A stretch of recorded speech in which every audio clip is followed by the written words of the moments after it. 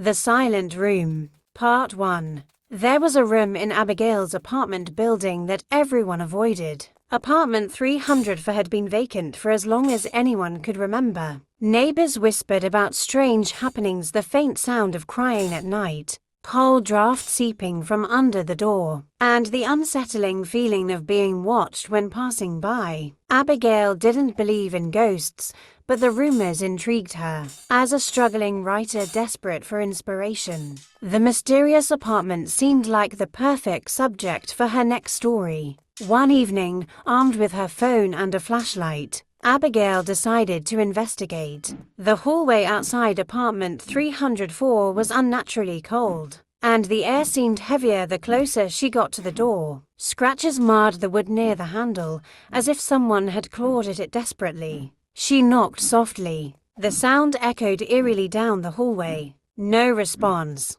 After a moment of hesitation, she turned the handle. To her surprise, the door creaked open. It wasn't locked. The air inside was thick and stale, carrying a faint metallic scent that made her stomach turn. The walls were bare and stained, with dark streaks that looked like water, damaged but smelled faintly of iron. In the center of the empty living room stood a single wooden chair. On it sat an old cassette recorder, worn and dusty, its buttons faded from age. Curiosity got the better of her, and she pressed play. At first, there was only static. Then, after a long pause, a faint whisper emerged. "Stay out." A chill ran down Abigail's spine. She tried to brush it off as a prank, but her unease grew.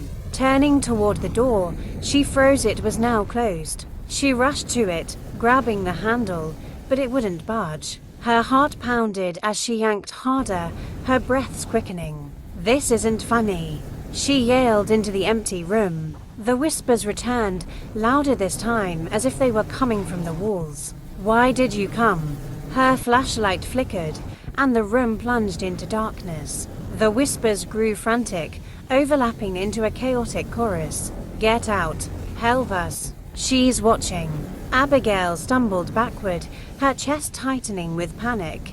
The room seemed to close in around her, the walls pressing closer with every whisper. Then, as suddenly as it started, the noise stopped. Her flashlight flickered back on, casting a narrow beam of light across the room. In the far corner, a figure stood. It was a woman, pale and gaunt, her eyes sunken and hollow. Abigail wanted to scream, but her voice caught in her throat. The woman's mouth began to open, stretching unnaturally wide, but no sound came out. Instead, the whispers returned, this time inside Abigail's head. "She sees you." The figure stepped forward, her movements jerky, like a marionette on broken strings. Abigail backed away, tripping over the chair. The cassette recorder fell to the floor, still hissing with static.